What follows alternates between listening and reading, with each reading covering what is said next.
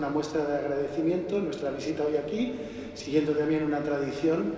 que ha tenido el Español, y como somos el Español de Barcelona, esta es nuestra ciudad, aquí hemos nacido, club fundador de la Liga. Nuestro enraizamiento aquí nos hubiera gustado que hubiera sido con la afición, hemos tenido que hacer un acto privado. Os doy mi más sincera enhorabuena